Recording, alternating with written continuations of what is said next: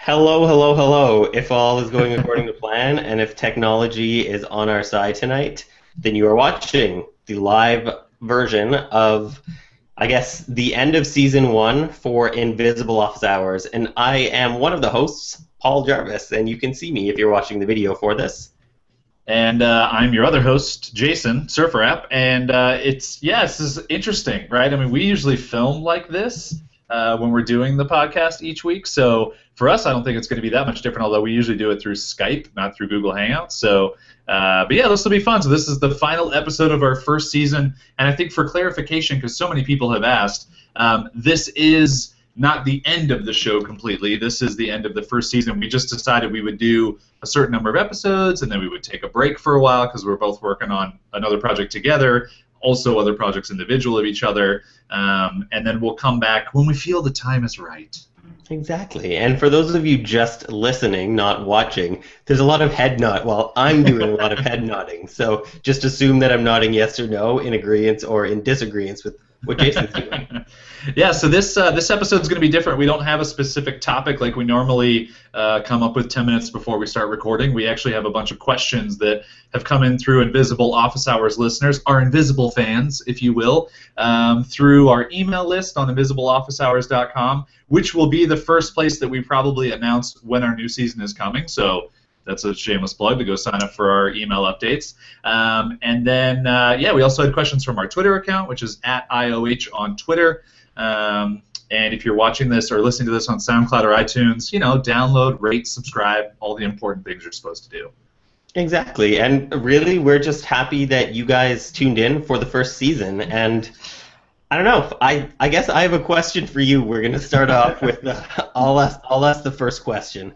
I like it. What was your favorite part, Mr. Co-host? What was your favorite part of season one of Invisible Office Hours? I think I have two answers. I'm only supposed to have one, but I'm going to go two because it's our show and we do what we want. First off, I just love that, like, you and I are both the type of person, when we say we're going to do something, we do it, we make it happen. I mean, there's nothing really that slows us down, and we just get it done, right, in our own way. And I think for a lot of people that listen to the show, I think they can really relate to that, and that they get a lot of stuff done, or they really get inspired by that, right? Like, they see two people who are just starting something and doing it and putting it out there, and they're like, oh, I can do that same thing, or I can launch my own thing. So I feel like that was really a fun thing to be a part of, too, because we just said we were going to do this, and they made it happen. And I think my other favorite thing was really just meeting a lot more people through your audience, through people coming up from my audience that I hadn't heard from in a long time, through like my own personal friends that, we talked about a lot of topics that I haven't really had the ability to talk about stuff more transparently through any medium. So this was really fun for me to be able to do that. How about you? Well, I think you stole one of my answers. If you'd only given one answer, because your second answer was my answer. I think what I like the most about it is that like you were saying, we got to talk about things that neither of us really get to talk about that often. And I mean, both of us kind of are pretty open with the way that we work and what we do and what we think about things. But really, I think this season, like doing our episodes on like criticism or bullying, we really got to touch on things that I don't know if I would have had the confidence to share on like my mailing list or on my website or something like that. Whereas we're on the podcast, I just feel like we've created, and I hope it's the same for the listeners, like a comfortable environment for us to kind of share and explore things. And we don't really know a lot of times where the conversation was going to go or what specifically we were going to talk about, but we just kind of, I don't know, we just kind of went with it, and I kind of like the way that it ended up, I think. Yeah, it was really fun. Like, I feel like we were our own support group, at least like you and I when we were talking about stuff. Mm-hmm. And then we would I don't know if you thought the same way, but I would edit it together, and I'd be like, oh man, like we're putting this out there, and then we would upload it and we would make it live, and I'm like, and then people would tweet at us and people would email us and be like, oh my gosh, I'm so glad that you said this, like it resonated with me, or like I felt the same way and I just didn't have a place to talk about this, and and a lot of that was the bullying and the criticism and being transparent about making money online and some of those things, and I think it was just really fun, and I had a great time. Looking back, it's almost over. But I think that's why we want to take a break, because we want to be as excited about it coming back, and I also think that we really want to figure out too. This was a good trial run for us. We didn't really know what we were going to talk about. A lot of our topics didn't have a lot of cohesiveness, from one to another, which we're okay with. But how can we keep talking about stuff that really matters to people and that makes us feel good to be able to have an outlet for that? Yeah, I agree. I'm actually going to read the first question because it kind of relates to what we're talking about now. So hi Sue, asked, how do you quickly figure out if partnerships like this podcast are going to work or not? Ooh, that's a good question. Well, I think for me and you, it was really interesting that it wasn't like we just met and then we decided, hey man, let's do a podcast. We talked on Skype a couple times with no agenda whatsoever. Really, just what are you up to? Just mandates. Just some bromance on the internet.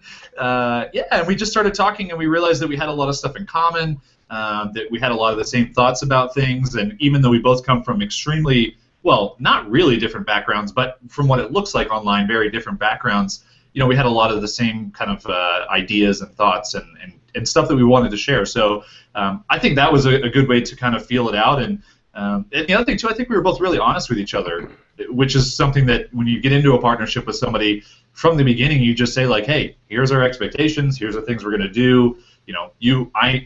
I hope you know what you can ask me to do, and I feel like I know what I can ask you to do. And pretty much anything design, I'm just I'm not going to do it. We know who the resident fantastic designer is here, and so I just take care of uploading stuff to SoundCloud like this. So.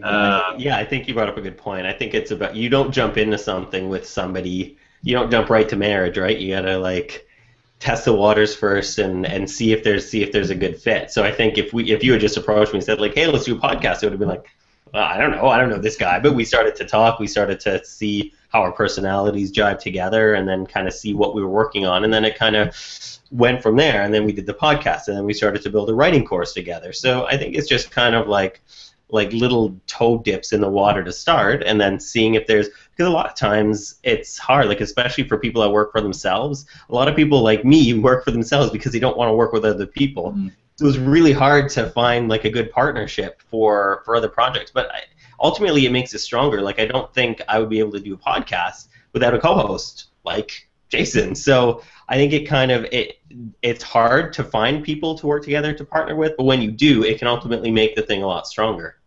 Yeah, I agree. I think that's a really good point too. Is you find someone too that you also feel so comfortable with, both in skill sets and in bringing value to the equation. Because both of us could find people to talk to on podcasts with, but we have so many differences and then so many similarities that I think it really balances out. And so it's finding that type of person for whatever the project is. So all right, I know we have a bunch of questions, so we can't stay on one for the entire thing. Are you just going to keep picking them and then we'll just decide who answers it first? All right, exactly. So here's an easier one. Somebody asked Jelle, Jelle. I'm sorry that I'm pronouncing your name wrong. First of all, how do you guys record the episodes with Google Hangout? So no, this is the only time we've used Google Hangout. Typically, we have, I think it's called Mac Recorder on Skype. Mm-hmm. So we record the Skype call, just the video, even though we usually see each other. And then Jason takes it, does his magic editing, and uploads it to SoundCloud. SoundCloud is then attached to iTunes, so it uploads there. And then we send out an email blast and put it on our website. Yeah, and that's pretty much it. I mean, I edit the MP, well, actually the movie file that we get from Skype that records, but I do edit that, export it as an MP3, upload it to SoundCloud, and actually that's usually done a couple days beforehand so that we can do our show notes. We both kind of listen to it, and then a little known fact about our show notes is that every other week, we switch off every week. So Paul will do the odd episodes, I did the even episodes, and then when that gets uploaded, then pretty much Monday night, late Eastern time is when I just hit public, and because SoundCloud is an RSS feed for our podcast, that's what iTunes reads to make our next podcast episode live. So, and there are other podcasting platforms out there, Libsyn and other things, but we had actually been approached by someone from SoundCloud to use their podcasting platform, and I've loved it. It's been super easy, really simple, and I'd highly recommend anybody to do their podcasting through SoundCloud. So. Exactly, it makes things like show notes easy. I like it because the embed player is nice. Yeah. So, on your own website, you can embed your little podcast SoundCloud widget, and it works. It looks nice. It scales. You can pick different sizes. It just, I don't know. It just works. Yep. So here's a question from Dustin. What made you do a short season of podcasts versus a weekly show? Mm. Um, I'll take this one first, and I think really it was a matter of our time because we both have a lot of stuff going on. I mean, you have more than a full-time career as a web designer, as a designer, and so there's a lot of time to deal with. I have like 900 random projects that I'm saying no to and yes to, and overextending myself, and then some weeks I have nothing to do, and so I think we both really decided early on to let's stick with just a short schedule to see how it goes. Again, feeling out the process and doing that. Here's a question for you off of that question though. Would you, if we hadn't had planned on doing like a 12-season show, if we just said let's just keep going instead of, would you still have wanted to stop or would you have wanted to keep going? I actually like the fact that there's a start and a finish because it gives us time. We're both pretty wild experimenters. So I think I think it's good because we only have a finite amount of time to say what we need to say. And we didn't have, we had a list of things that we wanted to talk about, but every week we kind of said, okay, let's talk about this one. We didn't kind of plan it out with a schedule. But we kind of ended up with just a bit more than 10 topics. And the only reason we cut topics is because we touched on that topic in other episodes. So I like the fact that it was just a very finite amount of time because we could come back. It could be pretty much the same. It could be slightly different, but I like the idea that we can tweak and I don't feel like I always need to have something to say. I like that, okay, you get the 12 episodes and then in a bit of time when we have more things to say, because things will change. We'll change, right? So I kind of like that. Agreed. I got nothing else to add. That's good. We're knocking these off. Let me, some of them, because people can vote on the questions. Ooh, cool. 3 people have wanted an answer to this from Alex. What is the hardest part about being a freelance designer for you personally? Oh, I guess that's a question for me, because you're not really a freelance designer. You do design, so. I got to decide whether I'm using Photoshop or Illustrator. I think the hardest part about being a freelancer is your boss. I'm not always the best boss, and I you work for yourself. Your boss can suck sometimes. I know I've written an article about this too, but it's hard to balance. And I think work-life balance, and people talking about finding the right work-life balance, it's stressful. Thinking about finding a balance is stressful. It's hard to do because it's not when you have a lot of work you feel guilty about not spending time doing things in your life so it's just, I don't know, for me that's different, finding the balance and finding how to make life in general beyond work when there's always work to be done. I've always got so much to do and I've always got so many projects on the go. It's really hard for me to stop myself and realize okay, I sat here, this summer, I spent more time at my computer, and the plan was to spend time, outside or doing other things. I spent the summer at the computer, basically. So I think finding a balance when you work for yourself is really hard, because, sometimes it could be slow. You could not have as many clients, and then what do you do with your time? So I think that, to me, is the hardest thing, is trying to find some kind of balance, or just saying screw it to balance and finding something else.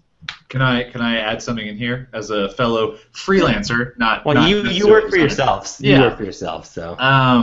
First off, you didn't work all summer. I saw an epic cannonball off of a cliff into a body of clear water. So let's be honest. I'm Canadian. That has to happen. Yeah. I think that one of the things you bring up about being your own boss, the other part of that equation that's really interesting that a lot of us don't even realize is that we become freelancers to get out of the 9-to-5 world, right? To not have to go to a job and be constrained to certain hours. But then we build our own 9-to-5s without even knowing it, right? We constrain ourselves to working 5 days a week and working a certain set of hours. And yeah, that's because a lot of the people we work with work during those hours, and you kind of have to do that. But I've even realized over the years that I've really built multiple 9-to-5 jobs for myself after leaving 9-to-5 jobs, and it's kind of silly when you think about it. You don't have to do that, right? Work when you want to be working and define your own schedule. And I know for me, and you do this as well too sometimes, is I pretty much take off Fridays. I'll do some work, but I don't take calls on Fridays. I don't set up meetings on Fridays. The pick your brain emails, I leave those until the next week or if someone's going to respond. But because why work 5 days a week when I own my own business and I don't have to? You know, I can work a little bit harder maybe the previous days of the week, or just work a little bit smarter and be able to make enough money where I can have a 3-day weekend all the time. And that's just one example of, you know, just not trying to build a 9-to-5 job and, you know, be your own worst boss. So I have a related question from Eric. Cool. Hey, Eric. I would love to hear both of your thoughts on the topic of vacations. See, I'm segueing. I like this. How often do you go on one? Does it help your creative juices to recharge? Do you totally unplug during vacations? Why or why not? Okay, I'll jump in because you asked. So I actually did not take vacations for the first 3 years of the I Wear Your Shirt business that I did, and it was probably one of the worst mistakes that I ever made, because I loved what I was doing, and I didn't hate getting up in the morning and doing my work. I didn't loathe Mondays. Everything seemed like it was a great business to do. But what you don't realize is that your creative juices just end up running out, right? Over time, you spend so much of your energy, and you just think there's always going to be more, and there's always going to be more, and it's not. You have to recharge your batteries. You've got to give your brain a break. And so, you know, for me, I don't have a set amount of time, but I just know that typically once a month, you know, my girlfriend and I try and go somewhere, or we try and do something, or we take a certain amount of time off, and then we look forward to, especially for us, we just talked about this the other day, we both want to take off all of December. And it's usually a slow time for business anyway, because people are kind of, you know, holiday crunch and all that stuff. But because we can, right? Let's just take that entire month off, enjoy it. You know, we're thinking about moving and doing some other stuff, so let's just really take that time to ourselves. Maybe work on our own projects, but not work on other people's stuff, and just kind of enjoy some time to ourselves. Yeah, and I'm kind of the same. Right now, I can't really travel. But in the past, my wife and I have taken usually 2 or 3 months off a year, and that's checking email, I don't know, once every few days, because with us, with camping and hiking, sometimes no cell reception. In the U.S., it gets expensive unless you have an American phone. If you're a Canadian, paying for roaming data gets expensive, or data. So, yeah, we used to take a lot of time off. Now I'm more taking mini breaks, take the day off to go to that watering hole to cannonball into crystal clear waters, or take an hour off in the morning a few times a week. I usually go for an hour walk in a few times a week in the morning, or just go down to, I live on the coast as well, just the opposite coast, so go down to the ocean and just go for a walk on the beach or something like that. Quickly, before you get to the next question, I wanted to say that I do see the tweets blowing up on my phone, because here's a fun little fact. I manage the Invisible IOH Twitter account. Paul manages the Us Invisible Office Hours email account. There's a fun little behind the scenes. But I'm seeing Sue and just a whole bunch of other people tweeting at me, or tweeting at us, the Invisible Office Hours. So it's awesome. Thank you for all the amazing tweets throughout the first season. And I just wanted to say that it's been fun to watch that community grow, and then also see people make connections with new people through just tweeting about the show and watching the show. I mean, I think that's such an awesome thing to have happen, that, you know, no one plans on that. It just, you foster some of the interesting ideas that people want to talk about, and they find like-minded people, and that's a cool thing. So, sorry, little segue there. No worries. And obviously, I agree. There's vigorous head shaking, I think. So, Nicole and Omar have a question. Have you been on their podcast? I have not. They're good people. I only started talking to them probably a couple months ago, and they have a podcast.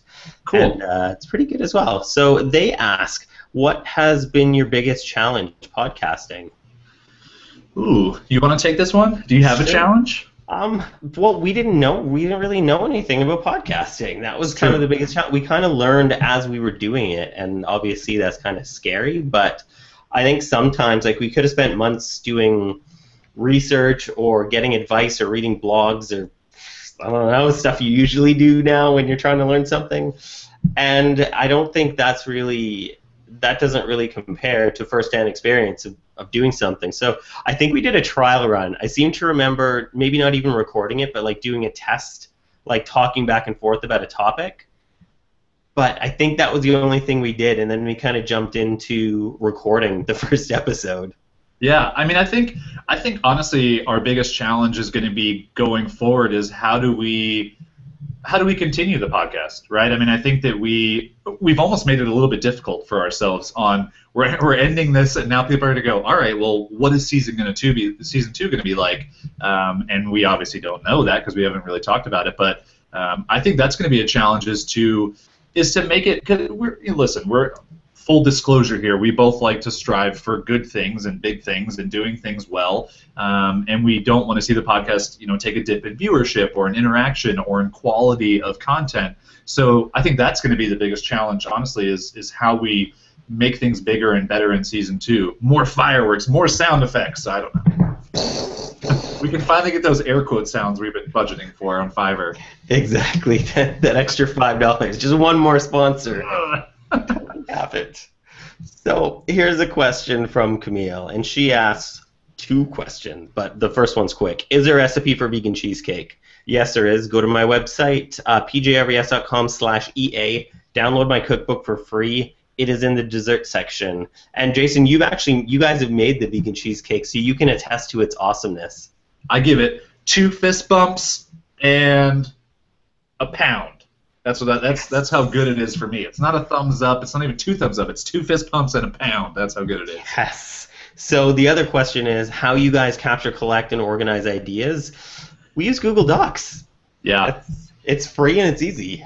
And we actually, this I don't know if this is interesting to other people, but it's interesting to me. We didn't text message at all. Like when we first started chatting with each other, it was all email, and then we would hop on Skype, and then we would tweet at each other. And then I think we actually do a lot of conversating through Google Docs, right? Like we'll create something, we'll comment on it, we'll even jump on maybe the chat in there. But it really, not up until maybe 2 weeks ago did we start iMessaging.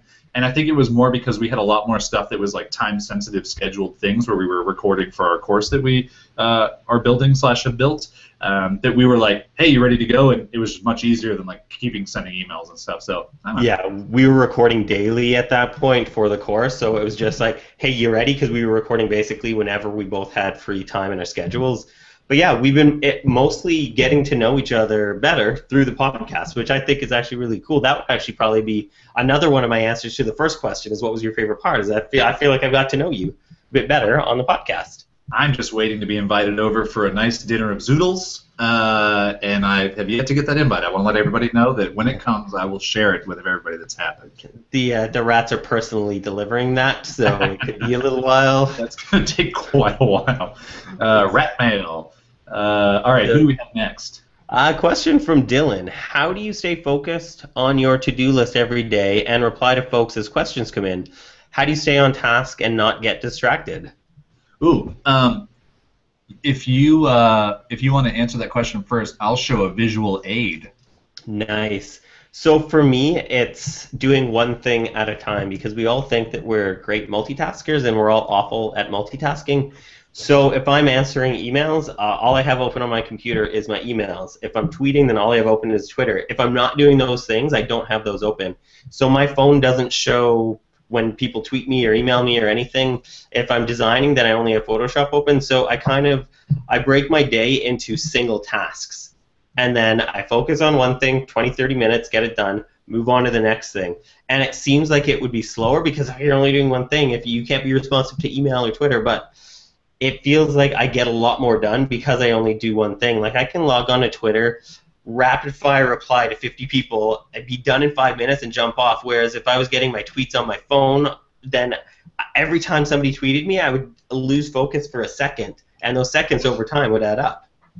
Yeah, and those seconds lead to seeing someone else's tweet that takes you to a cat video on YouTube that takes you to a thing, and you're gone, right? All the stuff you do. And so my visual aid was. So I make pretty much a monthly written to-do list. And so this is my big picture thing where I have all the stuff that I'm working on, and there's even a section here that's stuff with Paul. I saw that. There's a lot of stuff with me going on. There's a lot of stuff with Paul. But then I also have a bunch of Post-it notes on my desk, and I have probably 8 of these right now. These are more daily tasks or things that I need to get done in a single day. And so that keeps me really organized because I can see big picture stuff, I can see actionable stuff, and as you can tell, I like writing things down. So I've tried a lot of to-do list apps. I've tried creating a running list online, and it just doesn't work. I even have a notebook sitting right here for all of my stuff that has going on. So I'm a very written to-do list kind of guy, and that just works really well for me. Nice.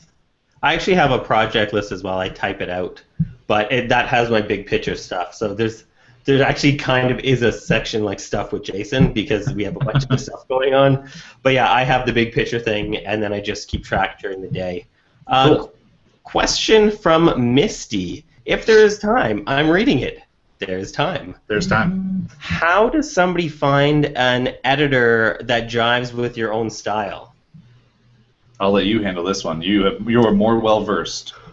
Well, I have one for just editing. I have one editor, Sherry Hansen, who is the only person I would let edit my books. And then I work with another person, Ashley, and before that I worked with Annika to do copy editing of my articles. So the way that you should find an editor is first look at the kind of the stuff they do, but then the second thing is to talk to them, have a conversation over video or over the phone, and it's a feeling like you say the word jive. That's what it is.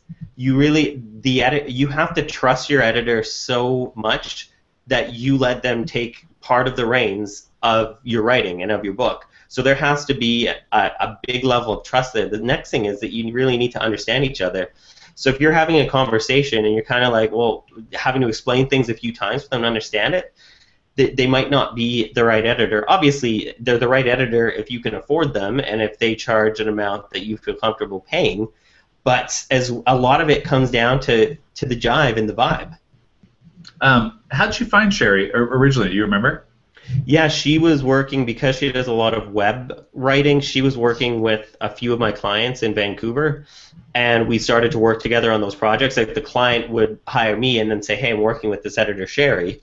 And I think we probably did about 10 or 15 projects like that, maybe 10 years ago, quite a while ago. And then we started working together more. And then we started contacting each other saying, hey, let's work together on these web projects. And then when I started writing, I was like, how am I going to find an editor? I was like, oh, I already know an editor. I already know Sherry. I think Sherry's Nice. awesome. She's one of my favorite people. So it's like, it was a no-brainer for me because I already had that relationship of working with her with writing. And I was like, if she can make other people's words sound good, she can probably make my words sound good too. And she does, so.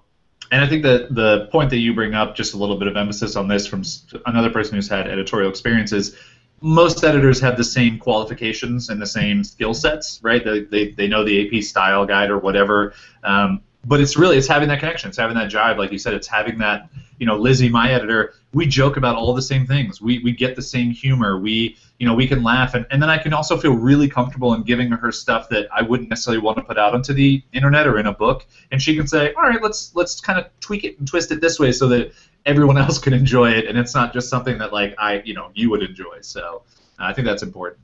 Yeah, we have same. Some of the notes, like on the sidebar of the books that I write, is more jokes than edits. Some of the rounds of revisions, just we both have the same sense of humor, so it ends up working out really well. So you find an editor by seeing who you jive with, and that typically requires like face-to-face video or phone, like not just kind of emailing back and forth. You got to actually talk to them. The next question is from, and my face changes colors when I toggle screens because the G-Doc is much whiter than the video.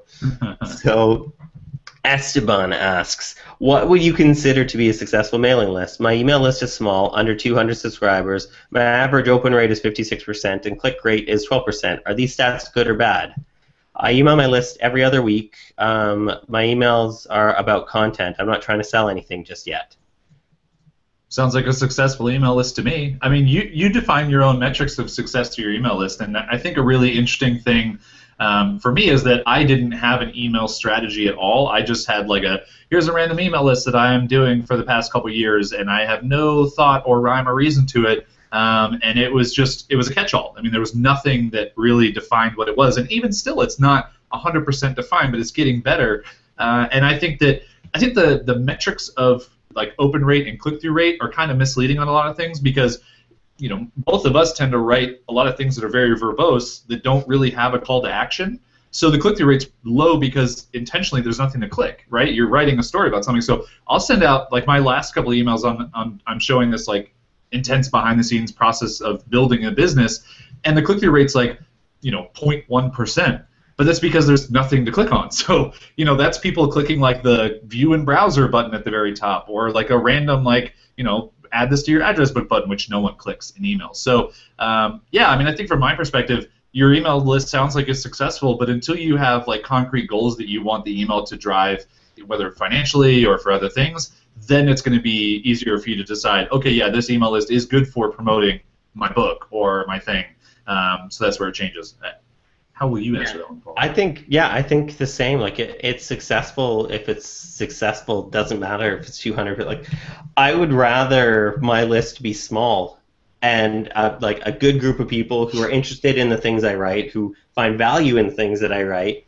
And once or twice a year when I release something that's like a paid product, like a book or a course or something, if they find value in that, then they buy it. If it was 200 people and all 200 of them were stoked on it versus like 20,000 people and they just kind of deleted the emails, or do the Canadian polite thing, which is set up a filter in Gmail that marks the email automatically as read and puts it out of your inbox. I know people who do this.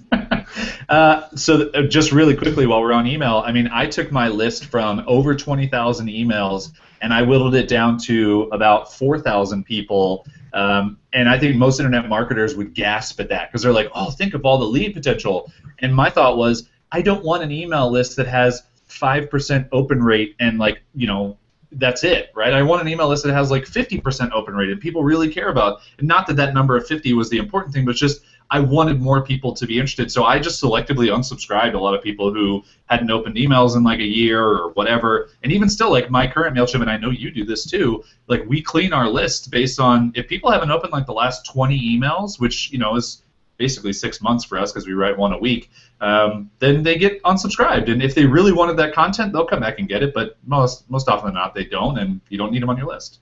Yeah, I'm cheap, so if people aren't finding value in my list, then I don't want to pay for them. Like our lists gets pretty expensive for a mailing list once you hit the 2,000 on MailChimp, and it's worth it. But it's worth it if those people are. I don't even care if those people are buying products from me. That's not the point of my list. But if they're opening them and interacting with them or replying to me, which is for me a good metric, is people sharing their stories with me after I send out an email. Yeah. I don't care if it's like 4 people or I've had sometimes 200 people reply to those emails, and it's just I'm not trying to get anything out of those emails other than spark interest or value or somebody else sharing their story, and that to me is a metric of.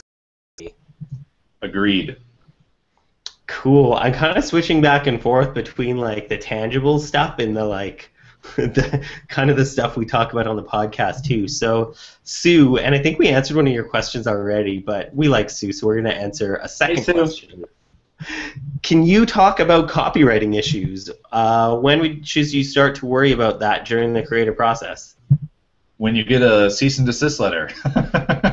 Pretty much. And I think Sue, I think you're asking about books, and for me, I don't think it people rip off my designs, people rip off my writing. I just don't care. Like, it doesn't matter. If somebody's trying to sell my books, then I don't care. If I see my books on torrent websites, or if you Google one of my books' name, the first thing, if you start typing it in, Google auto-corrects to PDF free. So the name of my book, PDF free. So people are trying to get it for free. It's like a $6 book. So if somebody downloads it for, I don't care. If somebody tries to steal it and sell it for themselves, then I might tell them mean things, but I don't care. I'd rather be creating stuff than worrying about copyright or people, or worry about people copying me. I've had my designs copied for 20 years, and I just don't care. Yeah. No, honestly, that's how I feel about it. Like, I don't blatantly steal something, but worry about the copywriting issues when they're going to come up, and if it's something that's really important, then you can address that. But yeah, I don't. Yeah, I'd rather spend it. It's better to spend your time creating and not worrying about those things, because typically if somebody's copying it, they're making an inferior product because it's not for their audience, it's for your audience because you made it. So if somebody copies it, that's their loss. They're losing more than once if they do that. So next question. Oh, this is for me, so you can answer it. Oh, cool. What keeps you doing web design versus branching out into graphic design or programming? This is actually an easy one. I do all of those things, so Yeah, I do branch out. I do lots of programming. So the website I programmed for the Invisible Office Hours, I do probably half of my work is programming. Question So for you on that yes. note. Have you done any iOS development stuff? No, I've stayed away from that only because I can only focus on so much. Like I really only concern myself with WordPress development because I know it and I'm only one person and I don't want to grow my business. So yeah, Cool. I keep it to that. We're banging these off. Yeah. All right, let me ask. This is a longer one. So Liz asks, and I know you're not watching live, but you're going to be listening after because you told me. So Liz, when you're listening to this, my question: so many coaches or courses place a massive amount of emphasis on knowing and producing work for your ideal customer avatar. In quotes, not air quotes, actual quotes. Quotes. When you start a business, write a blog, or launch a new product, do you have this in mind or do you go with your instincts? So write what you know, what interests you, and trust that your rat people will be drawn to you like a piece of vegan cheese. Awesome. Um, I will take this one first, only because I want to say my answer before you say yours to see if they're the same or different. Oh man, I hate the customer avatar thing. I'm just going to be honest. I really dislike the process of making up the potential person I think something's going to be good. Something's going to be good for. I totally understand why you do it. I totally get it because it gives you at least a basic idea of like this is the person. Who are they? What are they interested in? Those things. But I loathe that process, and I really feel like. And I don't know if this is just that I'm arrogant about it, but like if I'm building something that's good enough, the right people will find it, and if it's worth being shared and being talked about, that'll happen without me saying, "Hey, you're this person, you should buy this thing," and you go, "Oh, I am that person, I should buy this thing," right? I don't know. I as someone who's literally building an online business right now, I have not gone through the customer avatar thing, and there's so many people who talk about this really well. Marie Forleo does a fantastic job of helping you build that, but I just find those exercises, to me, it's a complete waste of time because I can spend that time continuing to build what I think is the best product, then show it to people, and then let real people tell me what they think about it, and then I can go on from there instead of making decisions and assumptions based on a magical person that I made up in my mind. Yeah, you don't make courses for imaginary people?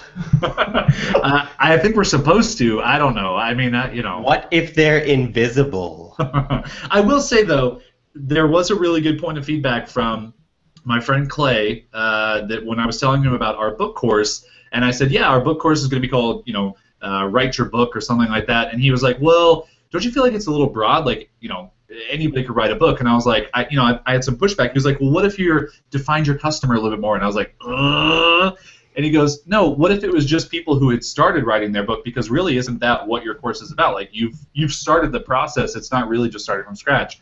And I was like, that's a really good point. That's not a customer avatar necessarily. That's like a definition of where you are in the process of this thing that we hope you need. Yeah, and Clay's one of the smartest people I know, and I think that what he was getting at there, and what you understand as well, is that it's good to have a focused target audience for what you make. You can't make something for everybody because then ultimately it's for nobody. Absolutely. So making something for somebody specific is important, and for me, I'm not a big fan of inventing an invisible imaginary avatar. I see how people do that and how it helps. For me, it's not. For me, it's research. So if I'm thinking about building something, then I go talk to people, I go interview people, and I get more of a sense of what people want or need by talking to the people who would be the ideal or likely purchasers or audience for that thing.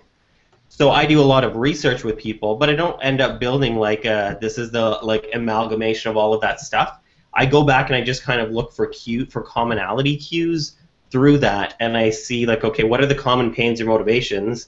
So that'll help me build the value to solve those pains, and it'll help me create marketing for it to figure out what motivates people for those things.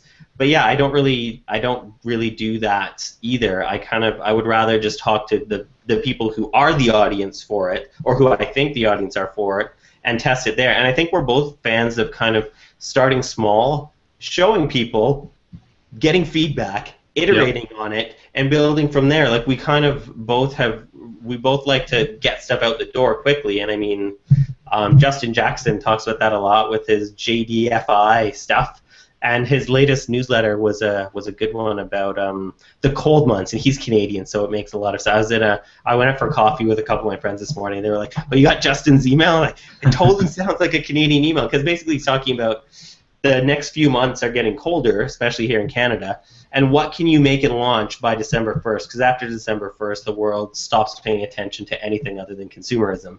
Yeah. So there's I think a good point to like starting something, making it, releasing it small at first, and iterating on it. You don't have to release something that's like the next biggest massive thing, right? You can release something small to a small audience and test, see if it works, see if it doesn't. And just like your email list, that small audience of people, you want to make them so happy so that if you try to grow your audience, then you can make more of the people just as happy as you made the small audience, and you always have like a growing great crop of customers or people or avatars that you end up with that, you didn't make it up. But it's a great question, Liz. I mean, I think that this is something that I've thought about, and I know that people will disagree, and I think that's the whole point of conversation is, we agree and disagree with stuff. But yeah, I don't know, I don't like that. And I also was going to say, I pointed at you and I shook my head at Justin Jackson because he has that great exercise where he shows how he searches for people on Twitter talking about different problems that they have, and he'll save them all and create like a category based on like people who have problems with Gmail, and it's like all these tweets of all these people with the same issues, and he's like, I'm gonna build a product because all these people are already having a problem with it. I'm gonna build a solution. It's not something I just came up with, and you can go both ways with it, right? And like the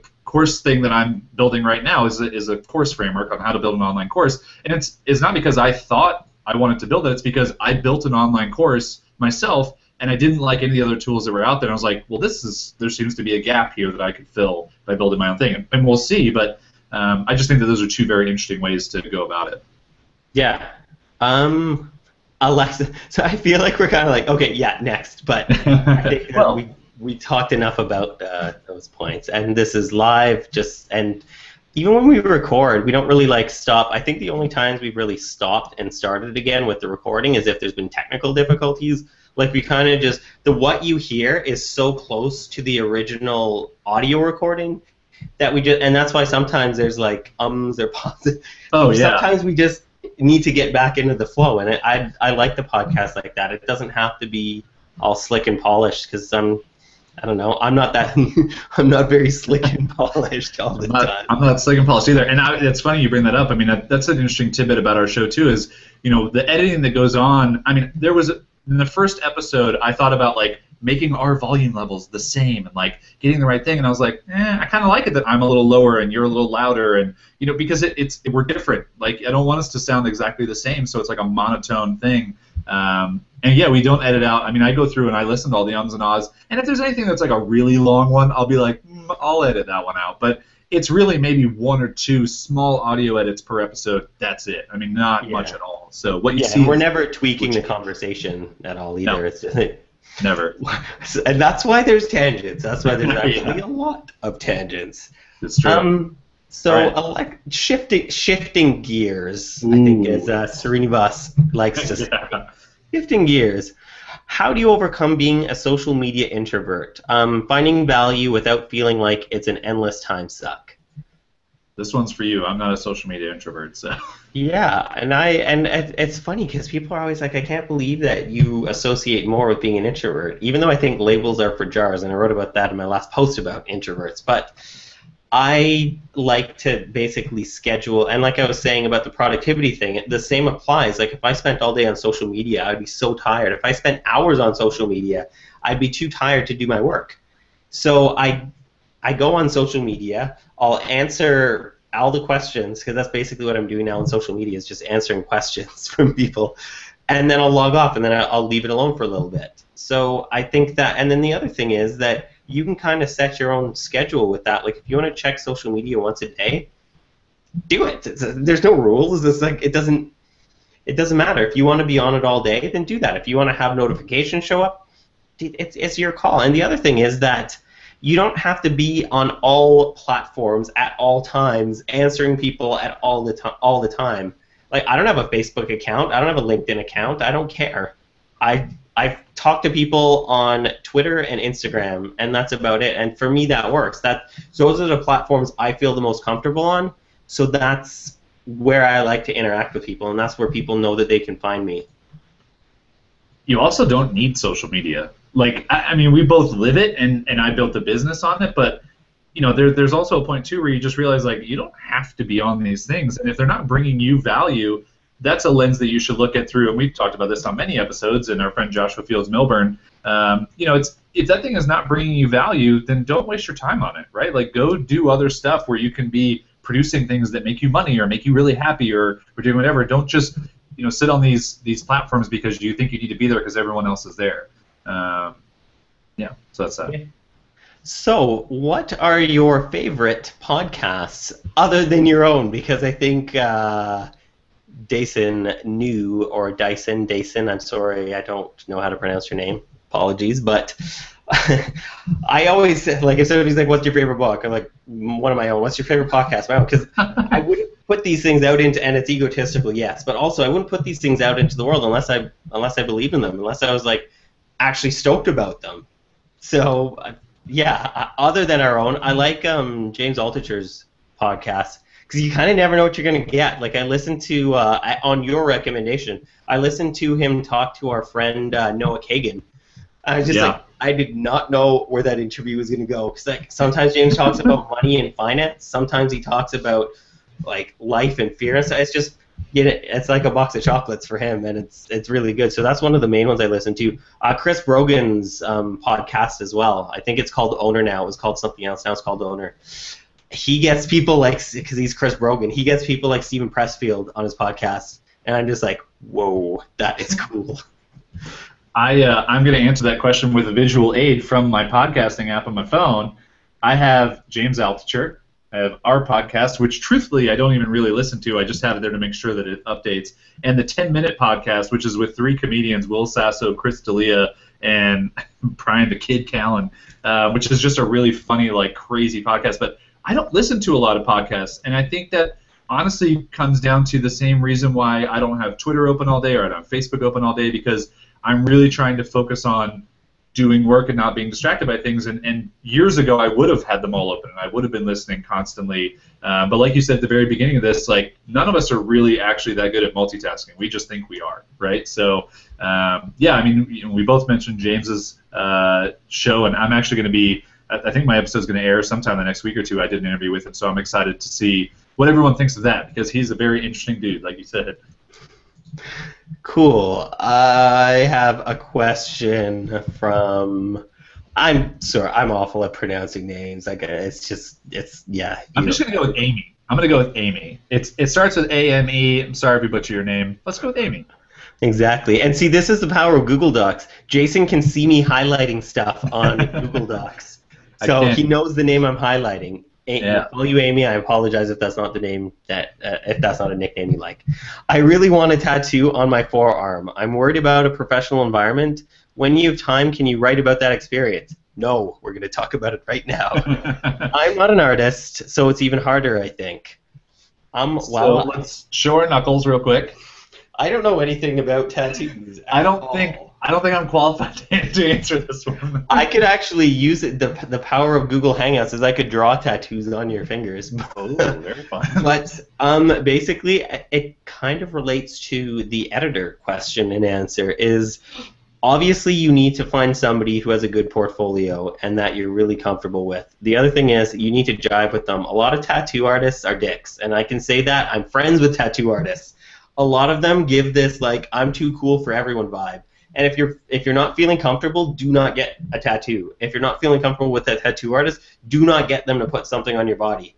There are other tattoo artists. There are good tattooers. And if you're worried about like the sanitary aspect of it, go to a reputable shop. I mean, there's tattoo shops on, like, Yelp and stuff. You can find ratings for tattoo shops all over the internet. And if there's a bad tattoo shop, one, they're probably not going to be in business. The other thing is, too, you can think about the part of town they're in, and if they can afford rent in a good part of town, they're probably doing something right. And if they have a body of work that spans a long time, and if the shop's been open for a while, trust them. Like, I'm just a consumer of tattoos. I don't know anything about like the tattoo industry, but yeah, I mean, it comes down to vibe for that as well. You need to find somebody you vibe with. If you're feeling uncomfortable about the sanitation of the shop, ask. Like, you're their customer or potential customer, even though they would shy away from thinking that they're salespeople. Tattoo artists need to be salespeople. Most of them are freelancers and work for themselves, even though they pay for the seat in the shop that they're at. So they do need to answer questions from their potential customers. So if you have a question, ask. The worst they're going to do is like not answer it, in which case don't get a tattoo from that person. I mean, I learned something today. That's fun. There you go. We're just jumping all over the map. Oh, sure. I forgot to write down this person's name, so I don't know who asked this question, but it's in all caps, but I don't really want to yell. Why no social share buttons? And I remember this email, don't remember the lady who emailed it to us, but she asked, I think you and I, why we don't have share buttons on our own websites.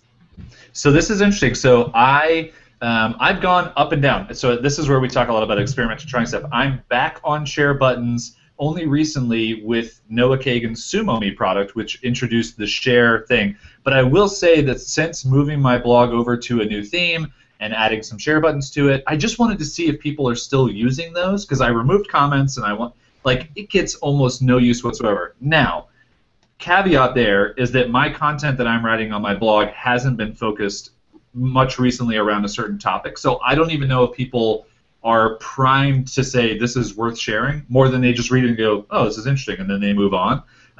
So I think that's if you're writing really interesting content that you think is shareable, then sure, add share buttons. But I think for me, because I have a new iteration of my site coming, I'm not going to do share buttons, and that's really just because if the content's good enough, people will share it, and I know that that's going to be your answer, so I just stole it. Exactly. So I keep turning around because the rats are kind of running around, and they're making noise. I don't know if you can hear it on the mic, but yeah, so for me, I didn't notice any difference. I took the share buttons off probably 2 years ago. My top referrers are Google. I don't give a cute rat's ass about SEO, and Google's still my top referrer. Then Facebook. I don't have a Facebook account, and people still share my stuff on Facebook, and then Twitter. And there's no share buttons. I think it comes down to as well, the point of my writing is my mailing list. So not everything that I write goes on my website to begin with. And then if people are on my website, I would rather them be on my mailing list. And so the bottom of my site, everywhere like there should be a share button, is a sign up button for my mailing list, because my focus is the mailing list. So I would rather people be on my list than share it. If they share it, that's an added bonus. Or if they're already on my list and then they share it, that's even better. But I would rather people subscribe to my list than do anything on social media with my site. And they do anyways. So I think my audience is actually no, there's no one. My audience is really smart, so they don't need to be prompted to share stuff. If they like what I wrote, they're going to share it. And that's what I like about my rat people. There you go. Here's what. I don't really even know the answer to this. So Alex asked, I was wondering if you have any tips for app startups to promote the app and how to get feedback. Have you ever made an app? I've never made an app. Yeah, I made the... the hours thing. There we go, the store time app. Yeah, I mean, I promoted the app to my email list when it launched, and I basically just told the story of, instead of just saying, like, here's the app, downloaded it, I told the story of why I created the app and how the idea came to me. And so the app is called Store Time. It's just a free little tool that helps you find business hours really quickly, because it can be hard to find them.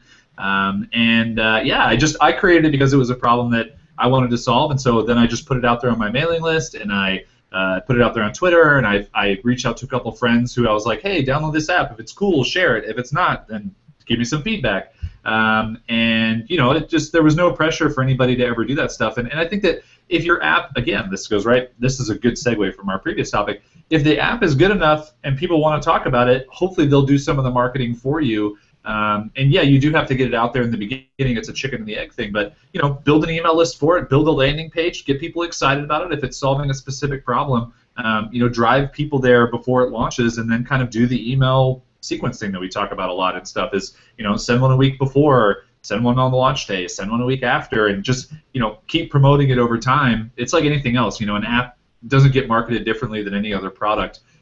It's just kind of a new marketplace. Yeah, and you have to kind of go where your audience hangs out. So, like, Product Hunt is a good website. Like, if you're building apps, add your app to Product Hunt. That's like the biggest app group there is right now.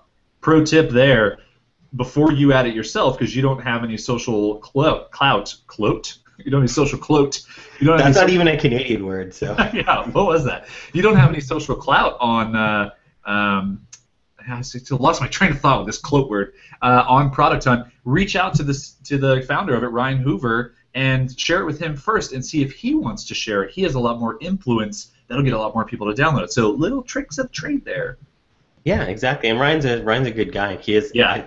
His sense of taste is pretty good. Like the apps that he does, because I'm on Product. I don't even have a product, but I like Product Hunt because I see cool stuff. So yeah, he's a good judge of character as well, and he's a friend.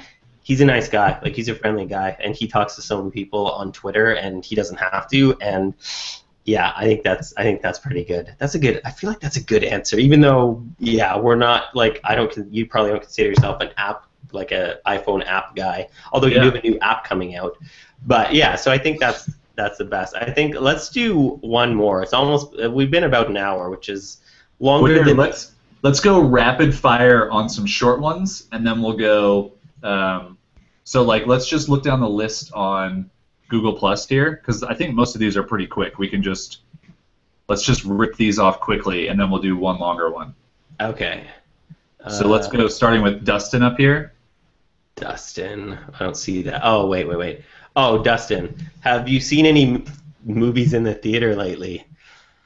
I see lots of movies. I see pretty much almost every movie that comes out in the theater because my girlfriend and I are huge movie buffs. So the most recent movie I saw, Expendables 3. I see a lot of movies in the movie theater, and it was entertaining. But we do see, we're actually going to see Boyhood soon, which is the movie that was filmed over 12 years, which has gotten 96% on Rotten Tomatoes. So.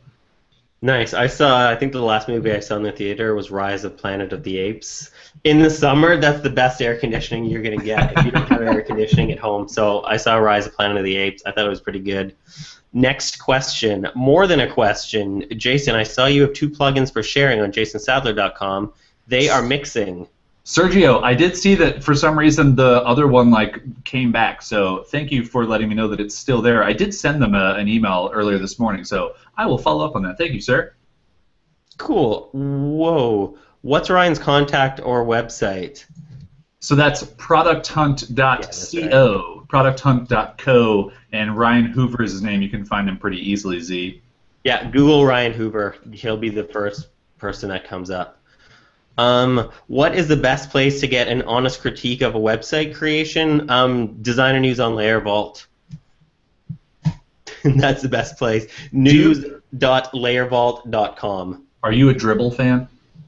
Oh, yeah, Dribble's probably a good place, too. I'm not on Dribble, but I know that a lot of people do that. The other thing is, if it's for you, then, yeah, find critiques from people. But, okay, so here's the thing. Sorry, it's supposed to be quick. I don't give a rat's ass what other web designers think of my designs. I care what my target audience or what my client's audience thinks of web design. So if I'm doing a web design for people, I don't care what my industry thinks. I never have. I care what the end audience cares about. So maybe focus more on that than other web designers. Web designers suck. I'm a web designer. I was gonna say, unless you're building a website for web designers, they're not the people that should be looking. In which case, don't build a website for web designers. Next question. What websites do you follow for design inspiration or e-commerce advice? Design inspiration, same one. News at Layer Vault. E-commerce advice, Gumroad. Just use Gumroad. Their blog is good, but their product's also really good. I've used WebCream for years. WEBCREME. Oh yeah, they're pretty good too. .com and honestly Dribble. I'll go to Dribble and just type in any keyword for anything that I want some inspiration from, and you get a lot of stuff. So, and Gumroad. I mean, we love Gumroad. So exactly. Cool story of something like fun fan interactions that came from the podcast. I think the fact that we realized probably a few episodes in that I like to greet 3 times. Hello, hello, hello. So getting all the tweets from people listening, just tweeting me hello, hello, hello. I don't know. I think that's fun. It's so silly, but I like it. So. I mean, cheesy answer is just that like we got to see other people meet through the Invisible Office Hours community. I mean, that's somebody who's creating something when you can see other people talking and meeting. Like that's such a cool experience, and it's one that I wish everybody could kind of enjoy and have. Nice, we have rat cam. Exactly. See, my office is so fancy. All I have are rat cages with a rat. Oh. Nice move. Trick. We have rat parkour in this episode. Exactly.